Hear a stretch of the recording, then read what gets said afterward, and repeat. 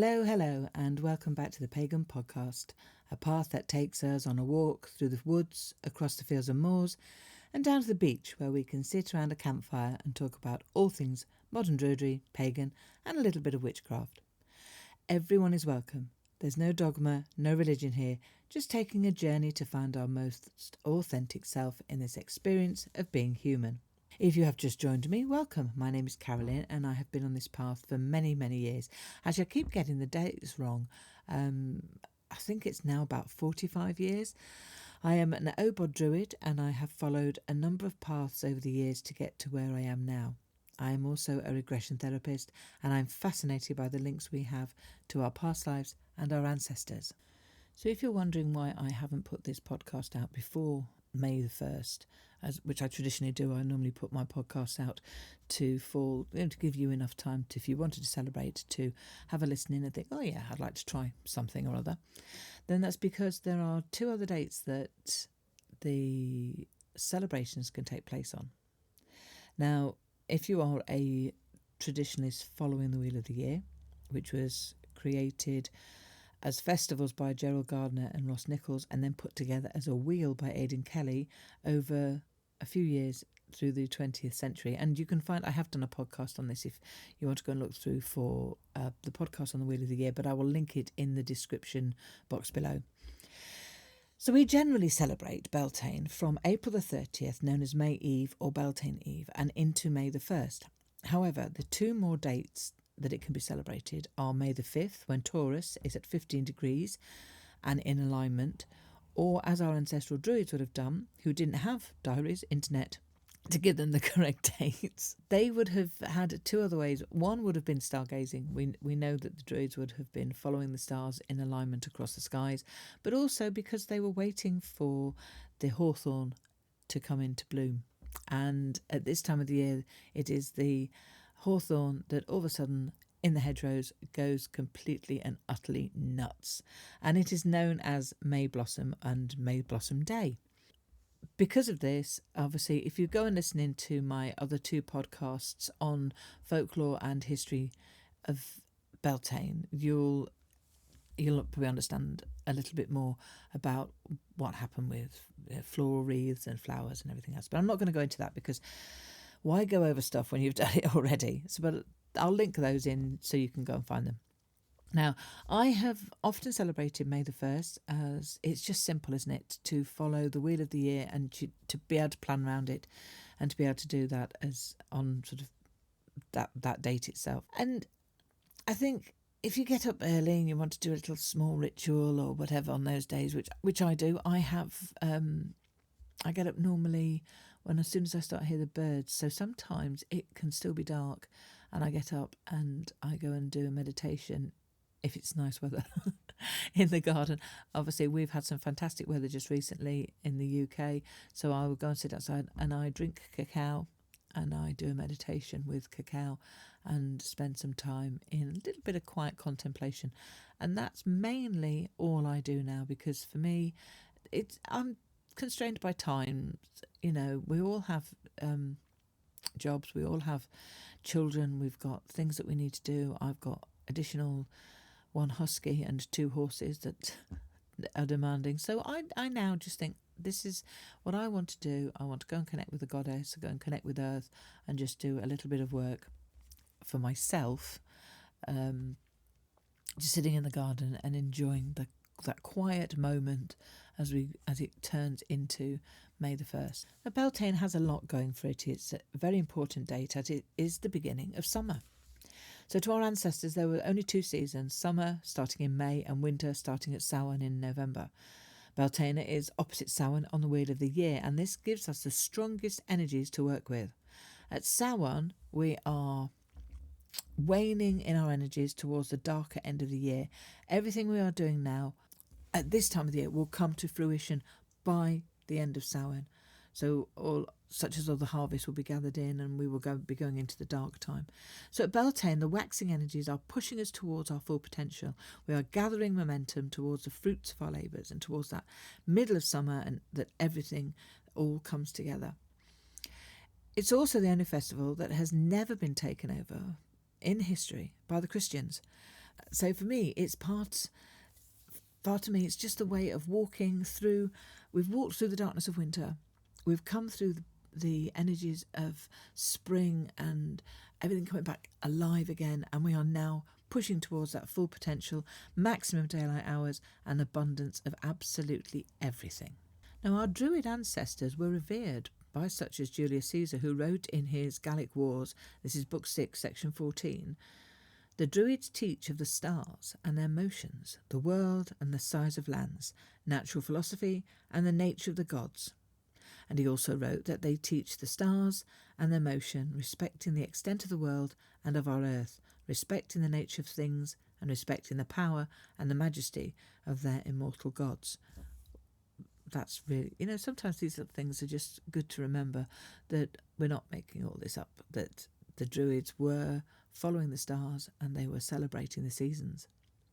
Now, the Welsh goddess of spring is Blodeuwedd, and she's from the Mabinogion, which is the 11th century set of traditional tales. You can find all about those on the search engines or within, if you've got the Book of the Mabinogion. The Irish goddess is Brigid, and the Norse is, now I'm not sure how she's pronounced. Is it Iden or Iden? I'm not sure. For the British Isles, these are the three that we will be looking at if we wanted to work with some goddess energy. But you may also be interested in Persephone and from Greek mythology and Flora in Roman. The energies of Beltane are so powerful, it is a time like Samhain when the veil between, well, we used to say the living and the dead, but that always seems to conjure up scenes from supernatural to me. I'd prefer to say the energies of us here in the dense 3D energy and spirit world, or the other world, which is in the 5D. It's a difference in energy and vibration, where to have a human experience we are vibrating energetically slower than the spirit or other world, but we have the ability to connect with it. You may already work with different dimensions if you are a healer, Reiki practitioner, psychic medium, psychic tarot reader. So if you know that difference in energy. If your path hasn't got you to this point yet, that's okay. Maybe you will, maybe you won't. But having the ability to shift your energy and connect with our loved ones and those on a different dimensional plane can be very, very rewarding. However, we are talking about Beltaine and the energy surrounding it. So if you have subscribed for a year or so, you may have already listened to my 2 previous podcasts on this celebration time. For me, Beltaine is probably the biggest celebration of the year because, as I've mentioned already, it's the start of summer. The major feature about Beltaine is fire. Not the light of fire, but the heat of fire. It was and still is a time of renewal of the perpetual hearth fire that was found in every home. Our ancestors would extinguish their hearth fires, and the hearth would be tidied and set anew and fresh, and the Druid torches would carry a flame from the ceremonial fire to each household, and they would receive a blessing from the sun and a Druid. Much celebrating would probably have taken place, such as leaping through the ceremonial flames or over the embers at the edge, and this was done for many reasons, but it was essentially to bring good fortune. Fire leaping also took place at our festival times and still continues in places today. The leaping was based on the belief that the bell fires had magical powers and that the flames destroyed any negative energies and that would purify the air and would help the people and animals in the fertility. Now, May dancing, which we all know about for this time of the year, took place, and we see this today in the fertility dances around the maypole. Now, this dance was all about weaving the energies through the spiral patterns danced on the earth.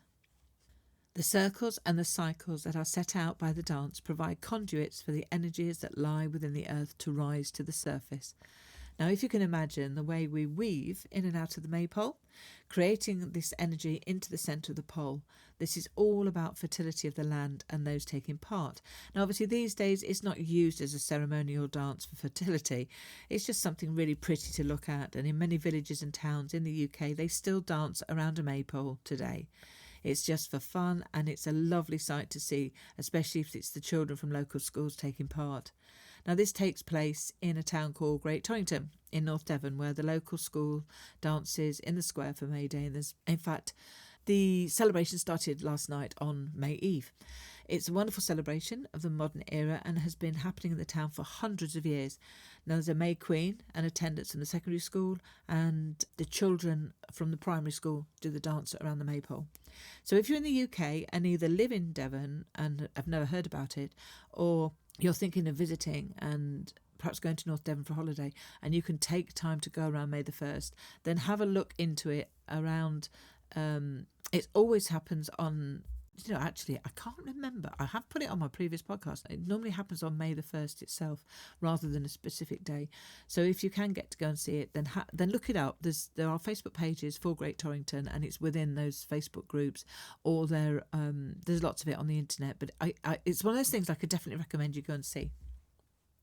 There's also the big celebration at Glastonbury, which is the procession of the maypole, which I think if you're on Facebook and you can go and look at the Glastonbury pages, I think it took place yesterday, where they take the maypole through Glastonbury and there's a big procession and everyone's dressed up and it's the sort of all green man, etc. That took place yesterday for today, and there's obviously things that go on at the Chalice Well as also. So there's lots of things in Glastonbury always happening, but May Day is a big one as well. So there's lots of Morris dancing going on, there's lots of maypole dancing, and there's lots of celebrating at this time of the year. But also we have, because May Day is it's a bank holiday, and this goes back a long time actually, that we have the first Monday of May is our bank holiday. So obviously, as I'm recording this falls on May the 5th. So for those of you who can take the day off with friends and family and take a trip to the local pub, look out for those Morris dancers whacking their sticks. And maybe even get a bit of a sing-along. Sometimes there are pubs that have traditional singing as well.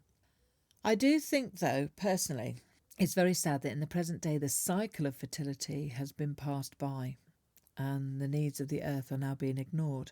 Beltaine is now about working with the spirit rather than with the earthly energies as they did in the past. Spiritual quest is no longer about the earth and the rising powers of spring, but about the self and what we get from the celebrations, or what we take from the hedgerows. And sadly, in many instances, it has become more about the self and the ego than the earth and its needs to work with us.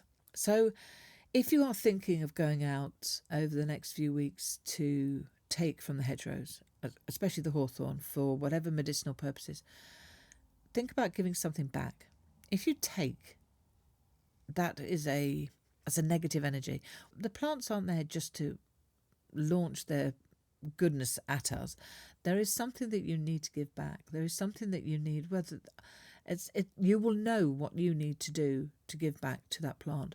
However, if you continue and you just keep taking stuff and keep foraging, that negative energy will come back to you. And I have noticed quite a few people have been putting foraging things on YouTube and just going and taking, and some of these people have absolutely no idea what they're doing. And I think it's quite sad that we have lost that connection to the plants and to the energies. And those of you who have been with me for quite a while will know that I like to work with plant and tree energy. I think everything has an energy surrounding it. And this time of the year, when it's coming into abundance, and like the hawthorn is a beautiful hedgerow plant, we have stacks of it on every farmer's field. Somewhere there'll be hedgerows, and you've got the leaves you can use, you have got the blossoms you can use, and then later in the year you've got the berries.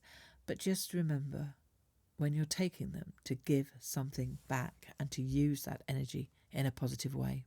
This is quite an important time as well for if you work with the energies of the Fae and the She.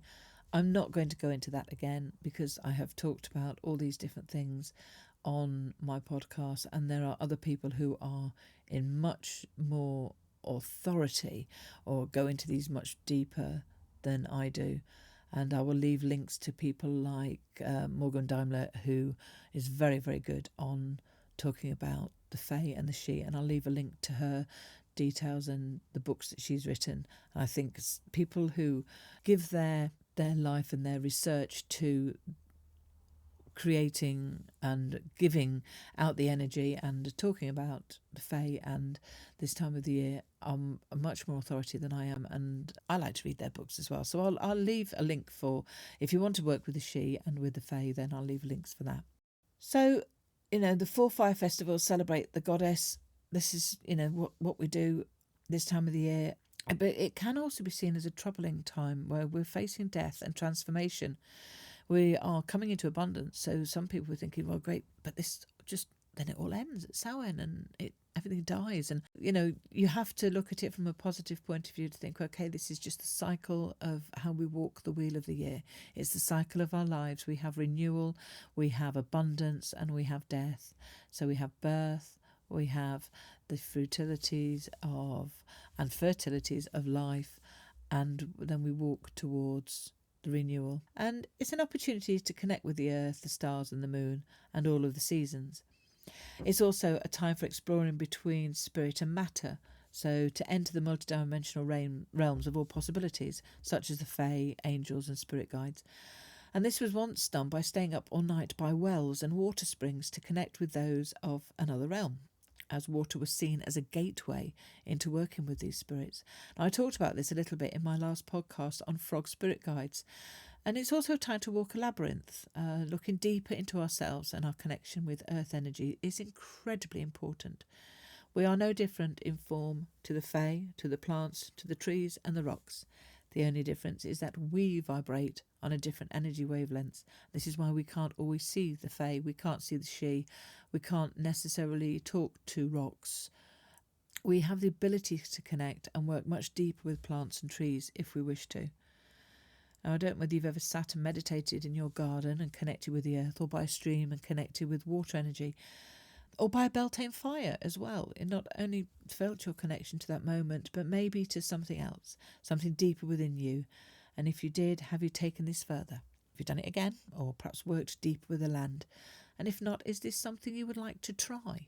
Beltane is a time to reach for the most furthest dreams and visions, to dare and to manifest, using the power of the energies that's available now. And it's time to look at your path and decide if it's the one you feel is right for you. Look at your business or your job and see if there's something more you could be doing, perhaps creatively within your current position or manifesting something new. We often talk about new beginnings in our lives and the paths that we walk, such as a new moon is a good way to manifest time for short-term goals. Imbolc is a very good start of manifesting for the new year. But Beltane is really the time to manifest.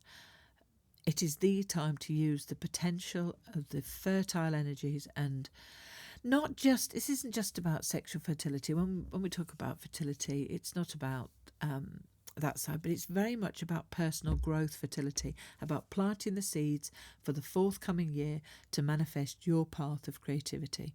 So there is the one side of, if you are looking to perhaps grow your family, then yes, there are the fertility rites that you could, go away and have a jolly good time.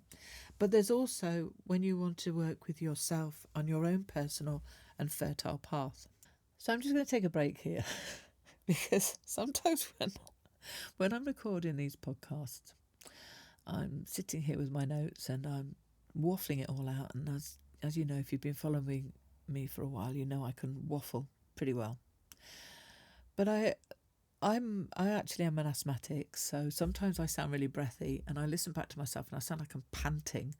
And then other times I want to cough because it's allergy season, and so my chest has got loads of rubbish on there and I need to cough, because the more I'm talking, the more I'm using my lungs, and the muck needs to come off my lungs and cough that up. And then sometimes a car will go past and you'll hear that, and then the dog might bark. Or the worst thing ever is when you have one of those burps that's sitting in your esophagus. You know the type, it doesn't come up, it doesn't come down, it just sits there. And I think it's waiting. It's waiting for a prime moment when you open your mouth to breathe in and it goes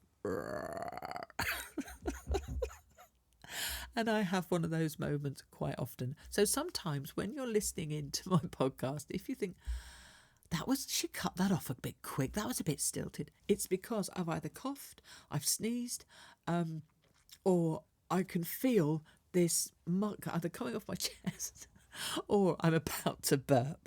So now that I've just explained that, and that's why, let's get back into the podcast. Fire is incredibly important on our mystical path, and if we think of it as fire as being the first element in manifestation, so fire cleanses and it purifies.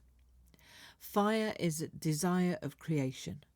So if you have passion, or you can imagine the passion you have for creating something, for whether it's art or poetry, whether it's singing, etc., perhaps children, that creativity that you want, then fire is incredibly important in working with that energy. Our ancestors and druids had a special relationship with fire. Water and fire were kind of like male and female, or the sun and moon, and fire could also have been used as a form of communication. Beacons across the top of hills, which we have done in the UK for big celebrations. We have beacons that are lit across the UK, but also they were the way of talking and of celebrating as well. Very much the things that we do today have been taken from older ceremonies, and it's also nice to bring in some new modern ideas as well. So before I have another coughing fit, here is my Beltane ritual that I promised from back at the beginning. Now you'll need a green, red, white candle. Now, if you haven't got any of these in, just use a normal white candle. It doesn't matter what size it is. It can be one of the little tea light ones, or it can be a bigger one if you've got time to let it burn. You need a paper and a pen.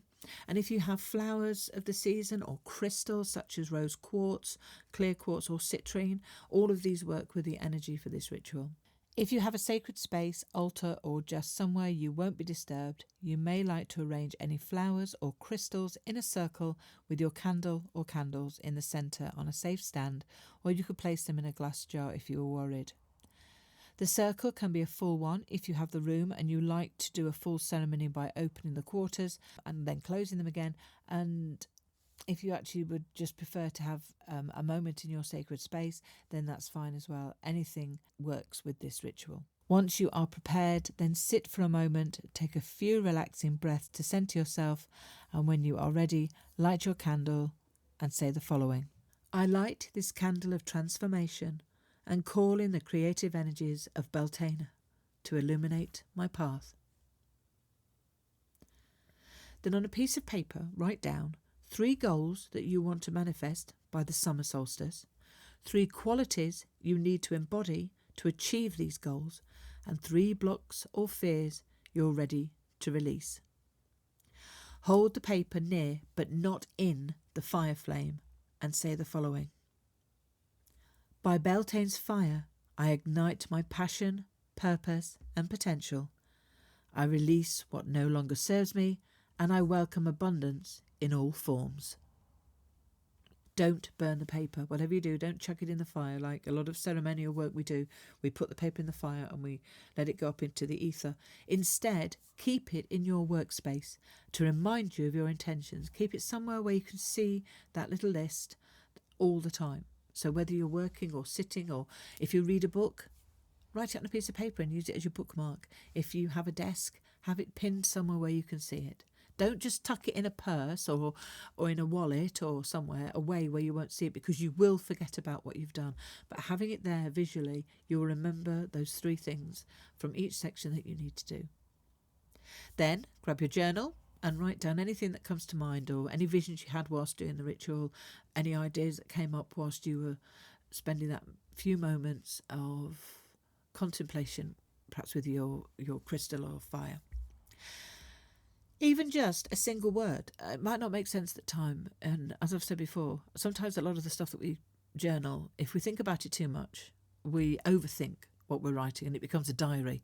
If you just write words down as if you were kind of spitballing, I suppose, then let those words flow and see what they come to, and you can look back at them and then go, aha, now I understand that, if something manifests itself a few months later. So that brings us to our chat about working with the deeper energies of Beltane to a close for this year. If you want to add a little bit more to your Beltane creations and celebrations, then perhaps bake some oatmeal bickies or cookies, depending on where you are in the world.